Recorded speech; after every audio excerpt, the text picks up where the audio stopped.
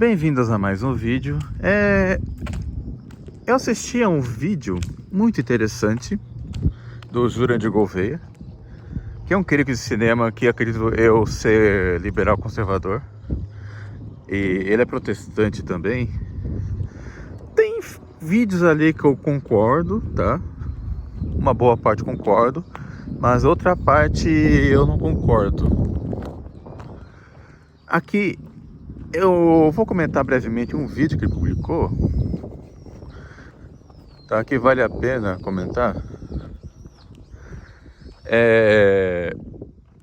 Que me deixou um tanto lá como cá. Olha que interessante, né? Mais painéis solares. O título é um tanto quanto provocador.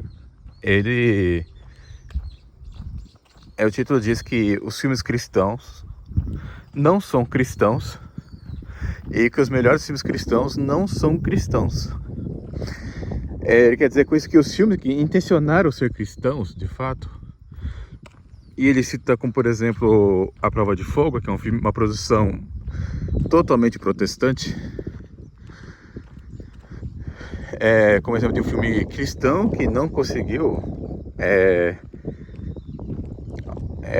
atingir o seu objetivo, e filmes despretensiosos que não pretendiam ser cristãos acabaram passando a mensagem cristã, e ele cita como exemplo o Gran Turismo. Ele citou outros exemplos aí, mas como agora eu estou caminhando e eu não gosto de fazer react, então eu vou comentar de memória somente esses dois exemplos aí, tá? Ele poderia ter colocado como exemplo Nesfários, por exemplo, tá? Como outro exemplo de filme cristão, e acredito eu que ele errou justamente no exemplo com relação a filmes não cristãos, que segundo ele, teria passado uma mensagem cristã. Ele cita 3 exemplos, eu não lembro agora dos outros 2, mas eu lembro perfeitamente do Gran Turismo, porque o Gran Turismo é um filme que eu lembro bem, que é estrelado por Clint Eastwood, tá? Mas peguemos como exemplo A Prova de Fogo. A Prova de Fogo é um filme cujo diretor não lembro quem é, nem lembro quem são os atores principais. É um filme protestante, tá? Claramente protestante. E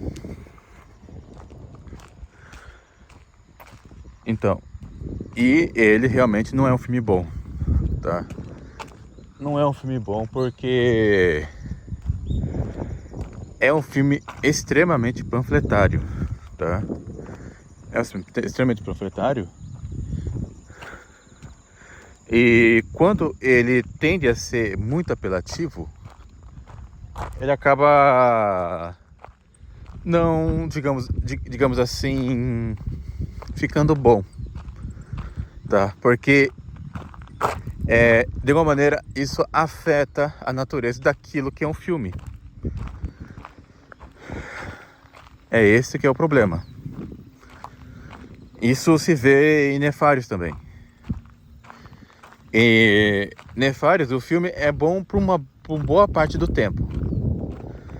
No entanto, aqueles minutos finais em que o protagonista participa de um programa de TV, aquilo estraga o filme.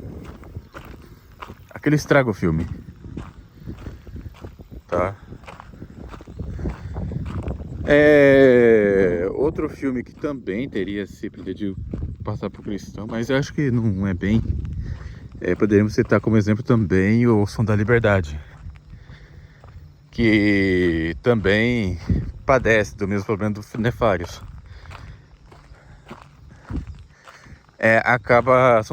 São produções que acabam adquirindo uma natureza um tanto quanto panfletária. O caso do Gran Turismo, a meu ver, é que o filme tem um quê de woke ali. O próprio Jurandir reconhece isso, tá? Mas segundo ele, seria uma espécie de, entre aspas, o woke bom. O Gran Turismo, comparado com os outros filmes de Hollywood, é de fato um filme bom, tá? É de fato um filme bom, eu não nego. Mas não acredito que ali tenham exatamente uma mensagem cristã. Ali tem mais uma mensagem, digamos assim, de que não podemos maltratar ou desprezar alguém por conta de sua etnia. Um dos personagens ali, um dos principais personagens ali, é imigrante de asiáticos, se não me engano bem. Faz anos que não vejo esse filme, tá? Então, perdoe-me a minha falta de memória agora. E também não é um filme que me marcou tanto, mas eu lembro de boa parte dele. Pois bem, o Jurandir, ao falar de filme, ele poderia ter colocado ali, e aqui eu acredito que a intenção do filme é realmente cristã, tá? E é um filme que, a meu ver, conseguiu ser cristão, que não tô falando nem de Paixão de Cristo, tá? Tô falando que é um filme que, na minha opinião, é superior à Paixão de Cristo. É o melhor filme que já assisti na minha vida, tá? Na minha opinião. Que é A Fidelidade Não Se Compra, do diretor Frank Capra. Eu não sei porque eu falei o nome do escritor. O Frank Capra, ele é um dos maiores cineastas da história, tá? Sem dúvida nenhuma. E, na minha opinião, a sua grande obra-prima foi realmente o filme A Fidelidade Não Se Compra, tá? Porque o filme, ele é belíssimo do começo ao fim. Porque o filme mostra a esperança das famílias que tem para com o chefe dela, o George Bailey, que ele entrou no desespero por conta e que quis se matar. E, no entanto, foi salvo por um anjo que Deus enviou naquela hora.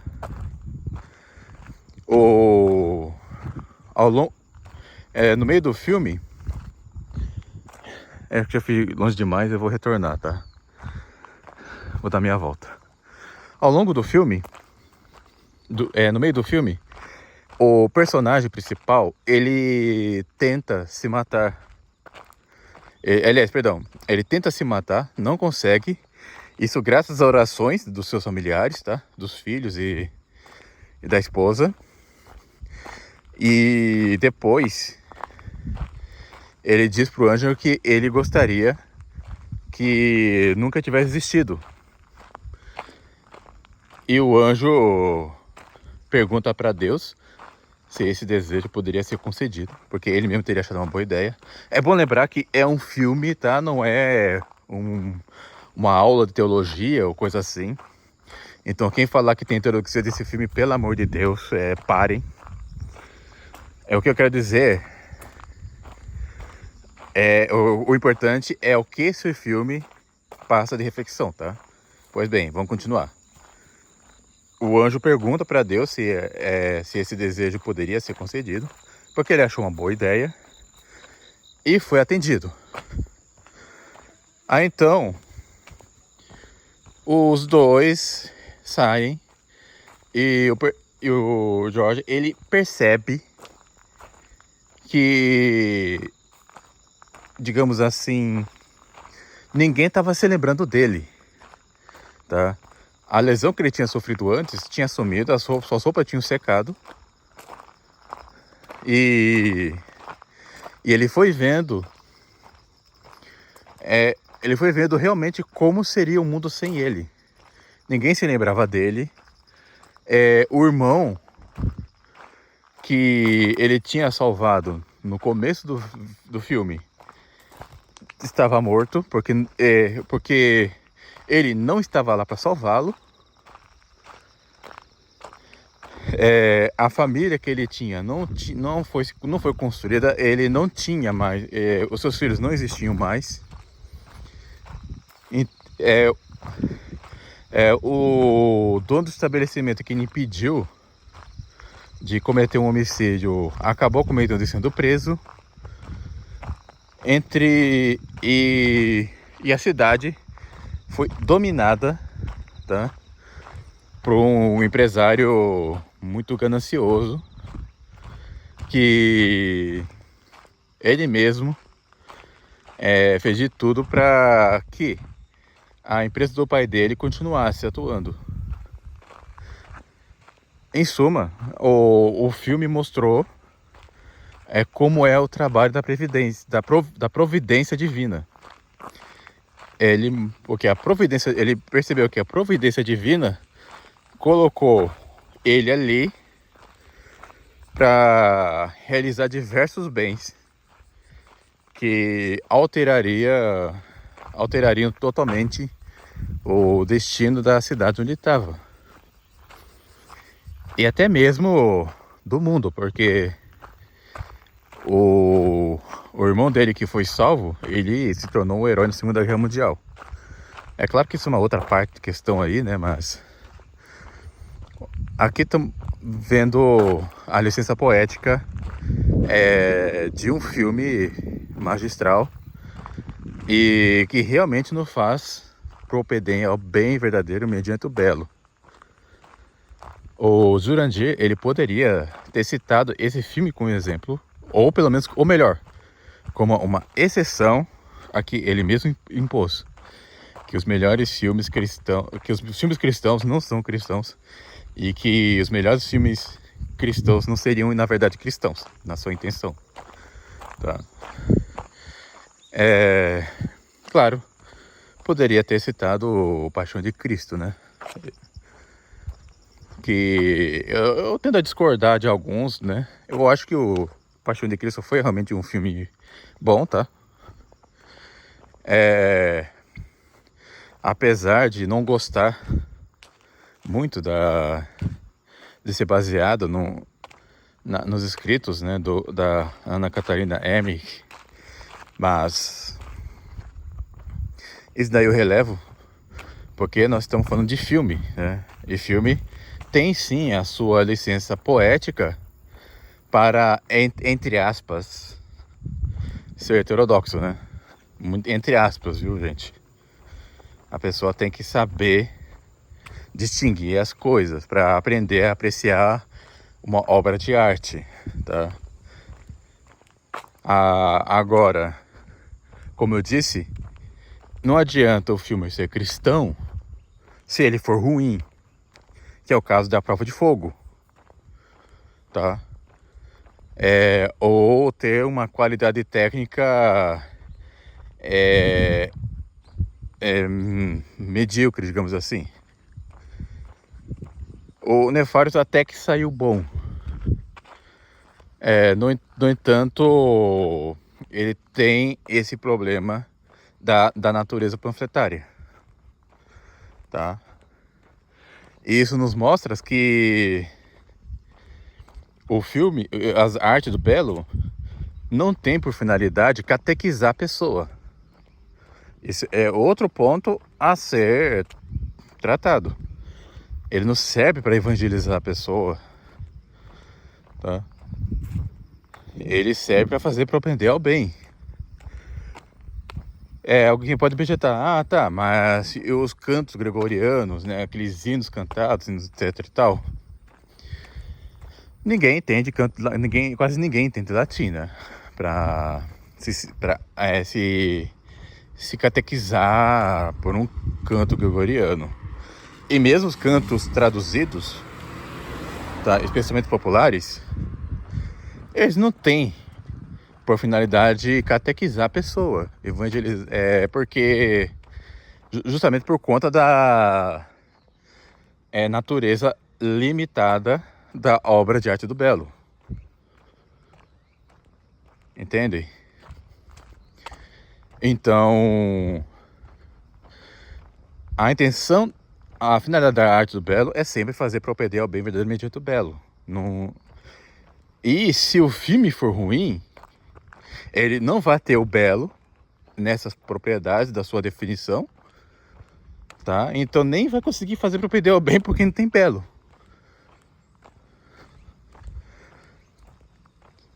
Então, um filme que é ruim não vai atingir a sua finalidade, tá? Mesmo que seja bem intencionado, não vai. Seria como você querer fazer um bem que exige força física e você é uma pessoa franzina. Tá? Você pode ser bem intencionado, mas você não vai conseguir realizar a ação que você deseja. Um filme ruim não vai fazer a pessoa propender o bem, mesmo bem intencionado. É essa a questão. Tá?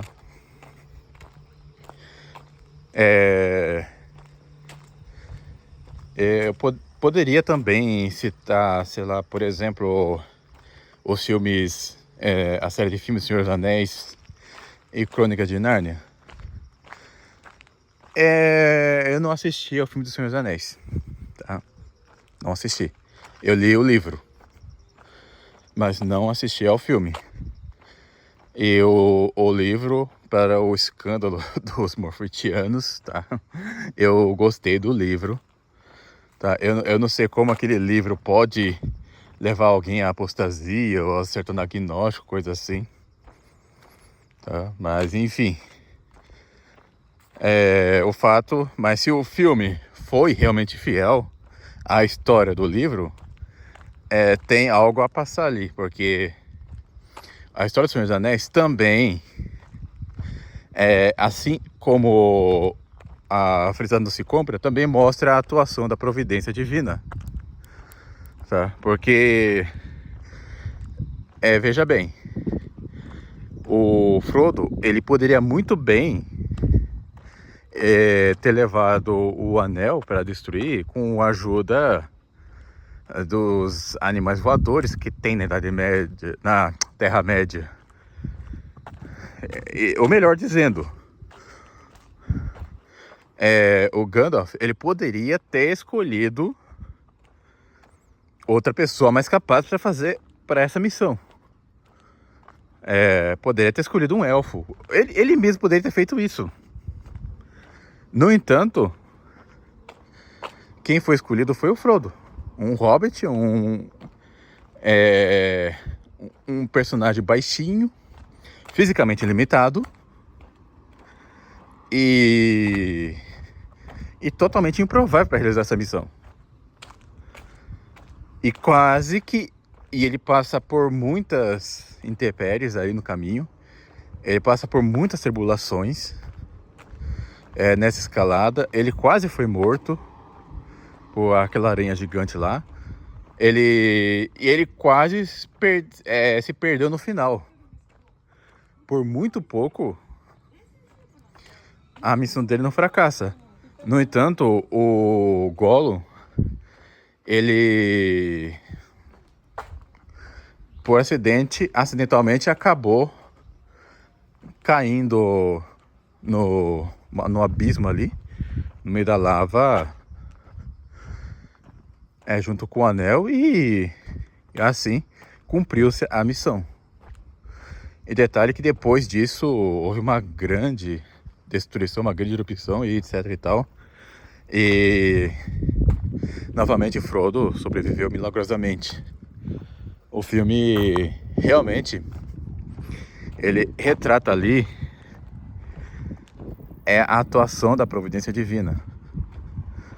Então, o próprio Tolkien, ele disse que ele não tinha a intenção de escrever uma história, digamos assim, explicitamente católica, assim como Crônicas de Nárnia foi uma história explicitamente protestante. Não foi essa a intenção de Tolkien. No entanto, assim acabou saindo, tá? Tem também a história do Crônicas de Nárnia. Eu não lembro se assisti a todos os filmes do Crônicas de Nárnia. Talvez só ao primeiro, não lembro bem, porque faz muito tempo que eu não vi, que eu não vejo, tá? Mas o mesmo vale com relação aos filmes do Senhor dos Anéis. Se for realmente fiel à história, a mensagem vai ser passada também, só que de maneira mais explícita. E novamente, tá? Isso é um problema de muitos católicos tradicionalistas. E mesmo também de sedevacantistas e mesmo também dos outros que são da Ecclesia Dei, etc, tá? O filme, aliás, qualquer produção fictícia, qualquer obra fictícia que esteja dentro da arte do belo, tem licença poética, tá? Claro que não pode explicitamente expressar algo anticristão, mas como a arte do belo ela é limitada, então há essa licença poética para fazer essas mudanças, para adaptar a uma linguagem que faça a pessoa compreender o bem verdadeiro mediante o belo. Entendem? Então devemos levar isso em consideração, porque se não fosse assim, a Divina Comédia não seria elogiada por Bento XV, né? Tenhamos isso em mente. Pois bem, a produção da Crônica de Nárnia também é a mesma coisa, tá? Porque estão falando de uma outra realidade criada por Aslan, tá? Que é explicitamente a figura de Cristo ali, e que ele se sacrifica também para salvar uma dos personagens, e o filme também mostra a importância da oração, ou como podemos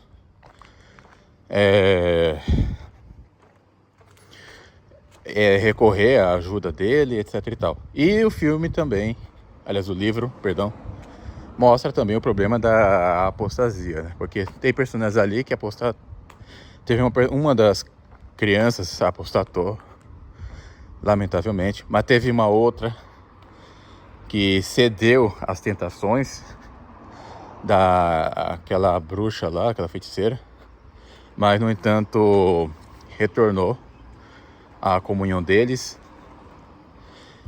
Mostra também os anões que se condenaram ao inferno dali, e outros personagens que se condenaram também. Enfim, é um livro que é uma leitura que me agradou à época, tá? Que me agradou bastante à época, e eu não vejo por que proibir a leitura desse livro, tá? A leitura desse livro, assim como também do Senhor dos Anéis. O mesmo falo com relação aos filmes. É curioso que o Jurandir, ele mesmo considera o Senhor dos Anéis o melhor filme de todos os tempos. O terceiro filme. Aliás, o primeiro, perdão. O terceiro filme foi o mais premiado. Ganhou 11 Oscars de 11 que qual foi nomeado. Mas ele considera o primeiro filme do Senhor dos Anéis o melhor filme da história, na opinião dele. Eu discordo, mas tudo bem. Ele é crítico de cinema, né? Ele tem maior bagagem do que eu. Mas como eu assisti ao primeiro filme do Senhor dos Anéis, mas não aos outros, agora que eu lembrei, né? Eu assisti ao primeiro filme, sim, mas não assisti à conclusão dos outros dois filmes. Então,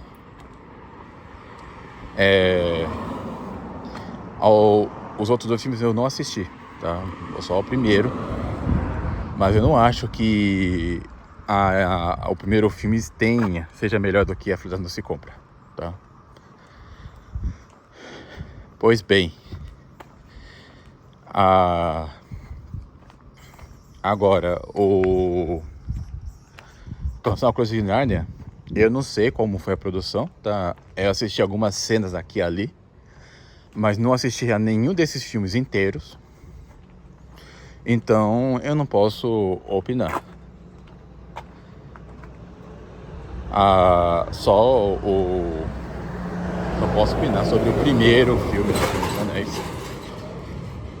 e sobre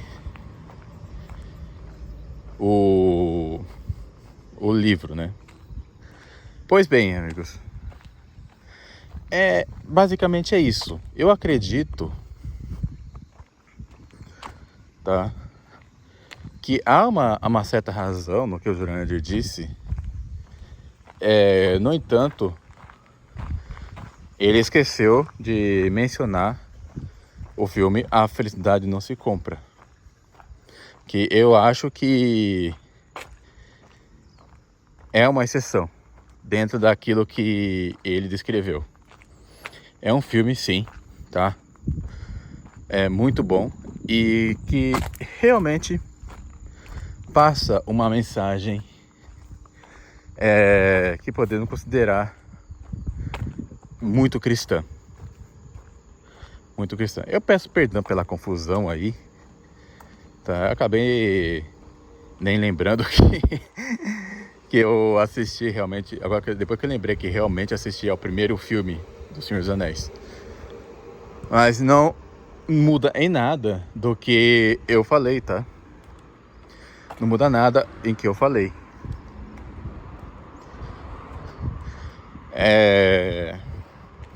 Se os outros dois filmes da série, se a sequência do primeiro filme, os outros dois filmes, foram realmente fiéis ao livro, tá? Eu até acredito que o primeiro filme teve uma certa fidelidade, mas a descrição do Sauron como aquele olhão ali não corresponde ao que está descrito no filme, tá? É uma observação que eu tenho a fazer e que eu lembro, tá? Perdoe meu lapso, porque eu realmente faz muito tempo que vi. Então, se os outros dois filmes, que esse sim, eu não vi nada desses dois filmes, tá? É só alguns cortes. Mas se foi fiel realmente ao livro, podemos considerar sim 3 filmes cristãos, tá? Já que eles se complementam. Um filme só, o primeiro não vai nos dar conclusão.